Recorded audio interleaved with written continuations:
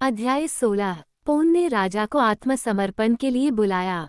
Gloria उनकी बातें सुनने के लिए समूह के पास आ गई थी और ऐसा लग रहा था कि उसके ठंडे व्यवहार के बावजूद उसे इसमें दिलचस्पी थी। बेशक वे जानते थे कि बेचारी राजकुमारी ठंडी और संकोची होने से बच नहीं सकती, इसलिए उन्होंने उसे दोष न देने की कोशिश की। मुझे यहाँ थोड़ा पहले आना चाहिए था, बिजुका ने अफसोस जताते हुए कहा, लेकिन ग्लिंडा ने जैसे ही पता लगाया कि तुम यहाँ हो और मुसीबत में पड़ने वाले हो, उसने मुझे भेज दिया। और अब जब हम सब एक साथ हैं, बटन ब्राइट को छोड़कर, जिसके बारे में चिंता करना बेकार है, मैं प्रस्ताव करता हूँ कि हम युद्ध परिषद बुलाएं, ताकि यह तय किया जा सके कि क्या करना सबसे अच्छा है। ऐसा करना एक बुद्धिमानी भरा काम लगा, इसलिए वे सभी घास पर बैठ गए, जिनमें ग्लोरिया भी शामिल थी, और टिड्डा ट्रॉट के कंधे पर बैठ गया तथा उसे अपने हाथ से उसे धीरे से सहलाने दिया। सबसे पहले बिजुका बोला, ये राजा क्रूएल एक हड़पने वाला है और उसे जिंक्सलैंड के इस राज्य पर शासन करने का कोई अधिकार नहीं है। ये सच है, पोन ने उत्सुकता से कहा। मेरे पिता उससे पहले राजा थे और तुम माली के लड़के हो, बिजुका ने बीच में टोकते हुए कहा। तुम्हारे पिता को भी शासन करने का कोई अधिकार नहीं था, क्योंकि इस भूमि का असली राजा राजकुमारी ग्लोरिया का पिता था और केवल वही जिंक्सलैंड के सिंहासन पर बैठने की हकदार है। अच्छा, ट्रॉट ने कहा, लेकिन हम राजा क्रूल के साथ क्या करेंगे?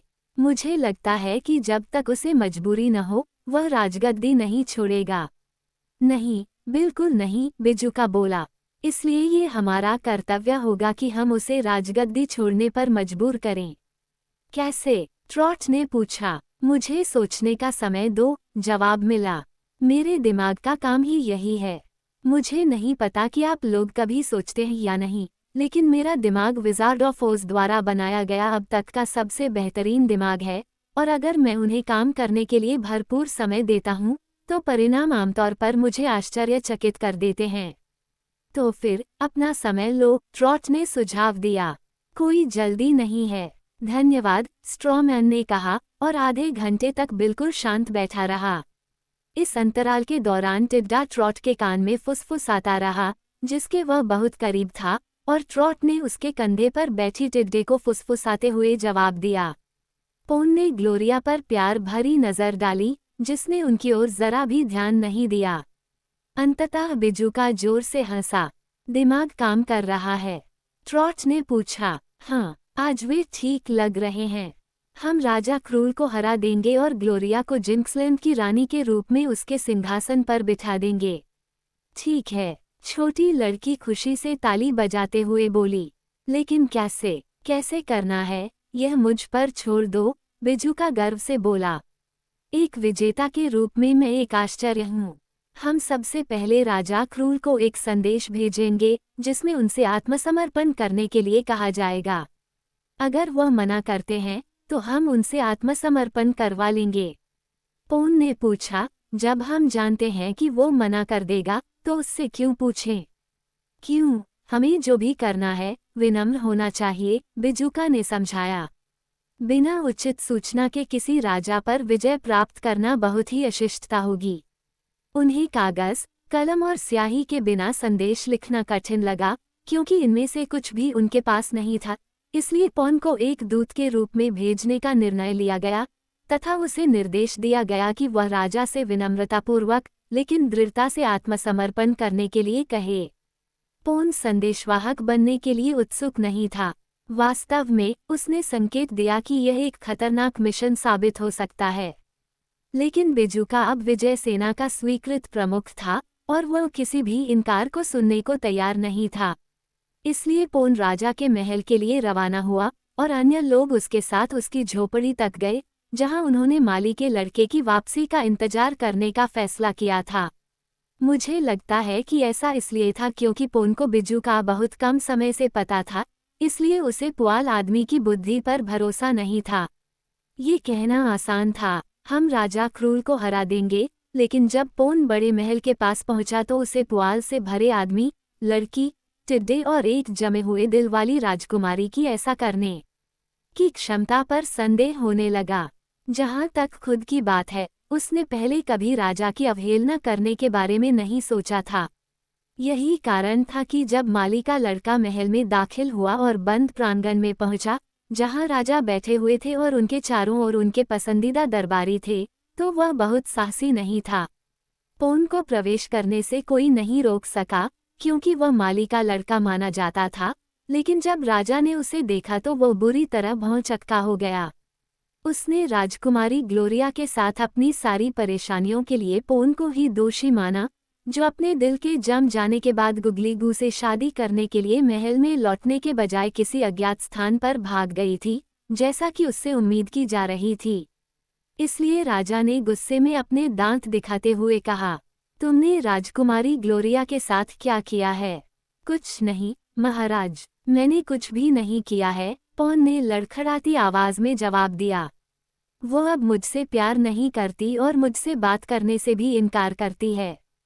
तो फिर तुम यहाँ क्यों हो, दुष्ट? राजा ने दहाड़कर कहा। पोन ने पहले एक ओर देखा, फिर दूसरी ओर, लेकिन उसे भागने का कोई रास्ता नहीं दिखा, इसलिए उसने साहस जुटाया।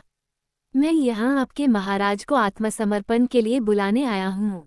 क्या? राजा चिल्लाया। आत्मसमर्पण? किसके सामने आत्मसमर्पण? पोन का दिल धड़क उठा। बेजुका को, उसने जवाब दिया। कुछ दरबारी खिलखिलाने लगे, लेकिन राजा क्रूर बहुत नाराज हो गया। वो उछल पड़ा और बेचारे पोन को अपने पास रखे सुनहरे डंडे से पीटना शुरू कर दिया। पोन जोर जोर से चिल्लाने लगा और भाग जाता अगर दो सैनिकों ने उसे तब तक नहीं पकड़ रखा होता जब तक कि महामहिम लड़के को सजा देने से थक नहीं गए। फिर उन्होंने उसे जाने दिया और वो महल से बाहर निकल गया और सड़क पर वापस लौट आया, हर कदम पर रोता हुआ क्योंकि उसका शरीर बहुत दुख रहा था और दर्द कर रहा था। अच्छा, बेजुका बोला, क्या राजा ने आत्मसमर्पण कर दिया? नहीं, लेकिन उसने मुझे अच्छी तरह पीटा। बेचारा पोन रोया। ट्रॉट को पोन के लिए बहुत दुख हुआ, लेकिन ग्लोरिया को अपने प्रेमी की पीड़ा से कोई फर्क नहीं पड़ा। टिड्डा बेजुका के कंधे पर कूद गया और उससे पूछा कि वह आगे क्या करने जा रहा है। जवाब मिला, जीत जाओ, लेकिन इस बार मैं अकेला ही जाऊंगा, क्योंकि मारपीट से मुझे कोई नुकसान नहीं होगा, नहीं भाले से वार, तलवार से कट या तीर से चुभन। ऐसा क्यों है? ट्रॉट ने पूछा। क्योंकि मुझमें तुम मांस खाने वालों जैसी हिम्मत नहीं है।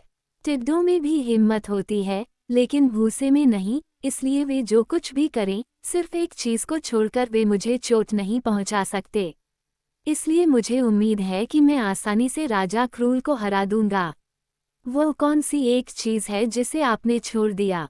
ट्रॉट ने पूछा। वे इसके बारे में कभी नहीं सोचेंगे, इसलिए कोई बात नहीं। और अब, यदि आप कृपया मुझे कुछ समय के लिए माफ कर दें, तो मैं महल में जाऊंगा और अपनी विजय यात्रा पूरी करूंगा। आपके पास कोई हथियार नहीं है, पोन ने उसे याद दिलाया।